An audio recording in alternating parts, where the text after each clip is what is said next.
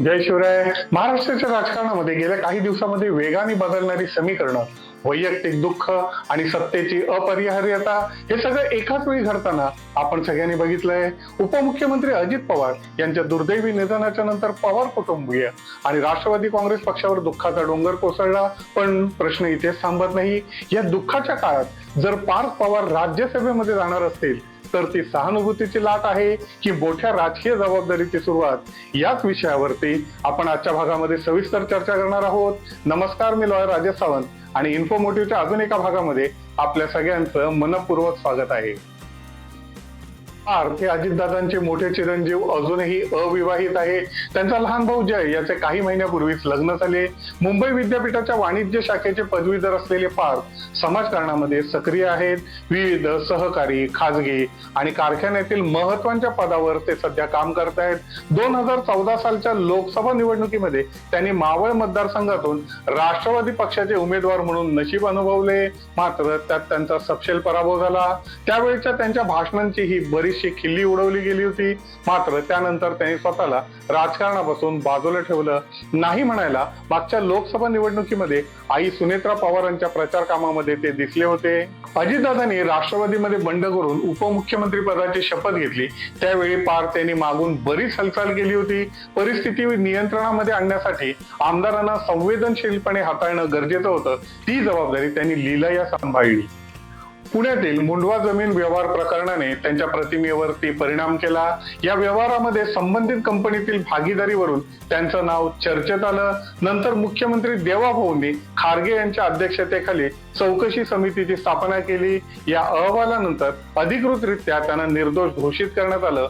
मात्र राजकारणामध्ये केवळ कायदेशीर क्लीन शीट उपयोगी नसते, तर लोकांच्या मनातील धारणा बदलणंही तेवढंच कठीण काम आहे. दरम्यान दादांच्या अपघाती निधनाने सगळा महाराष्ट्र हळहळला. पण 2च दिवसामध्ये सुनेत्रा वहिनींचा उपमुख्यमंत्री म्हणून शपथविधी करण्याचा निर्णय झाला. एकीकडे वडिलांच्या जाण्याचा धक्का असतानाच आईला शपथविधीसाठी तयार करणं आव्हान होतं. मुंडवा प्रकरणामध्ये नाव असल्याने त्यांना या सोहळ्यापासून दूर ठेवण्यात आले अशीही शंका आहे. आपल्या भावाच्या बरोबर आईला मुंबईला पाठवून पार्थ बारामतीतच थांबले. याचं मुख्य कारण होतं कुटुंबियांशी संवाद. शरद पवारांना आणि घरातील सगळ्यांनाच परिस्थिती समजावून सांगताना या घटनेने कौटुंबिक कलह होणार नाही याची काळजी त्यांनी घेतली.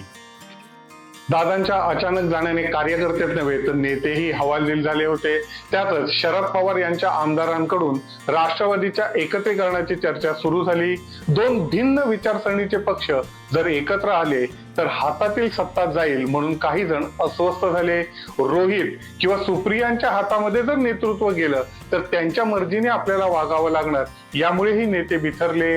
दादांच्या अंत्यविधीनंतर परिस्थिती अधिकच चिघळू लागली. दोन्ही बाजूच्या आमदारांना मान्य होईल त्या दिशेने मार्गक्रमण करणे क्रमप्राप्त होते. सत्तेचा लोलक आपल्या बाजूने राखण्यासाठी कोण काय म्हणेल याची पर्वा न करता पार्थ यांनी आपल्या आईचा शपथविधी करण्याचा निर्णय घेतला. हे सगळं करणं सोपं नव्हतं. एका बाजूला वडिलांच्या जाण्याचा धक्का आणि दुसऱ्या बाजूला आईला शपथविधीसाठी तयार करणं हा केवळ राजकीय निर्णय नव्हता, तर तो एका मुलासाठी अत्यंत भावनिक आणि कठोर क्षण होता. इथे सत्ता महत्वाची नव्हती, गरजेचं होतं पक्षातील अनिश्चितता रोखणं.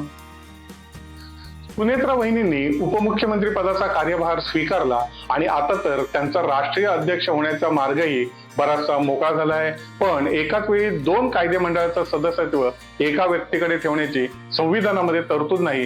त्यामुळेच राज्यसभेची आपली जागा सुनेत्रा वहिनींना रिक्त करावी लागेल आणि त्यानंतर मगच बारामतीची पोटनिवडणूक जिंकून त्यांना विधानसभा सदस्य व्हायला लागेल. इथपर्यंत सगळं सुरळीत आहे. पण प्रश्न आला, राज्यसभेवर कुणी जायचं? राज्यसभा म्हणजे फक्त संसदेतील जागा नाही, ती राष्ट्रीय पातळीवरील स्वतःची ओळख निर्माण करण्याची संधी असते. मग प्रश्न हा आहे की पार्थ पवार यांचा प्रवेश ही सहानुभूतीची देणगी आहे की त्यांच्या राजकीय पुनर्जन्माची सुरुवात? कारण संसदेमध्ये जाणं पार्थसाठी सोपं जरी असलं तरी तिथे स्वतःचं स्थान निर्माण करणं अत्यंत कठीण असतं. राज्यसभेवर पार्थ पवार जाणार अशी बातमी समजतात समाज माध्यमावर संमिश्र प्रतिक्रिया उमटल्या. घराणेशाही पुन्हा सुरू झाली किंवा स्वच्छ प्रतिमेचा व्यक्ती संसदेमध्ये हवा. आता प्रश्न असा आहे की अतिशय नकारात्मक परिस्थितीमध्ये पार्थ यांनी राज्यसभेवर जायचं का? कुणी काहीही म्हटलं तरी अवघड काळामध्ये पुढे येणं ही धाडसाची गोष्ट नक्कीच आहे.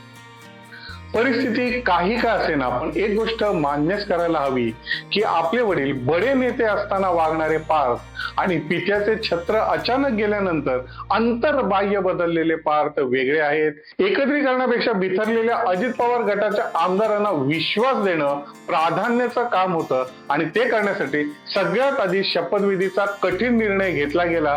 त्यामुळेच राष्ट्रवादीच्या नेते मंडळींना आश्वासक वातावरण मिळालं. मुख्यमंत्री महोदयांना सुरुवातीला हा निर्णय आवडला नव्हता, पण त्यांनी तटस्थ भूमिका घेतली. सुनेत्रा वहिनींच्या खासदारकीचा राजीनामा अजून घेतला गेलेला नाहीये, पण दर 2 वर्षांनी होणाऱ्या राज्यसभा निवडणुकीमध्ये पार्थ पवार राज्यसभेवर जातील असं चित्र आहे. तरी प्रश्न वेगळेच आहेत की ही खरोखर सहानुभूतीची लाट आहे की पार्थ पवार यांना स्वतःची ओळख निर्माण करण्याची खरी संधी. पुण्यातील मुंडवा जमीन प्रकरणामध्ये पार्थ पवार यांचं नाव थेट समोर आलेलं नसलं तरी राजकारणामध्ये परसेप्शन म्हणजे लोकांची धारणा खूप महत्वाची असते. विरोधकांकडून टीका होणं निश्चित आहे, मात्र इथे पार्थ पवार यांची खरी कसोटी असेल. पार्थ यांच्या पुढे अजून एक भलं मोठं आव्हान आहे, ते पवार हे नाव. त्यांच्या प्रत्येक पावलाची तुलना होणारच. अजितदादांच्या आक्रमक आणि निर्णयक्षम शैलीची आणि आजोबा शरद पवार यांच्या रणनीतीशी ही तुलना आशीर्वाद ठरेल की कायम सावलीसारखी मागे लागलेली अपेक्षा हा त्यांच्या समोरचा मोठा मानसिक आणि राजकीय संघर्ष असेल. जर पार्थ पवार यांनी संयम, अभ्यासवृत्ती आणि जनसंपर्क यावर भर दिला तर ते स्वतःची वेगळी ओळख निर्माण करू शकतात. पण केवळ सहानुभूतीवरती राजकारण उभं राहिलं तर ही संधी दीर्घकाळ टिकणार नाही. मात्र त्याचबरोबरीने पक्षातील कार्यकर्त्यांना आत्मविश्वास देणे, पारदर्शकता, सार्वजनिक भूमिका आणि स्वतःची राजकीय भूमिका स्पष्टपणे मांडणे हे जर सातत्याने केलं तर होऊ शकतं की महाराष्ट्राला एक चांगला नेता मिळेल.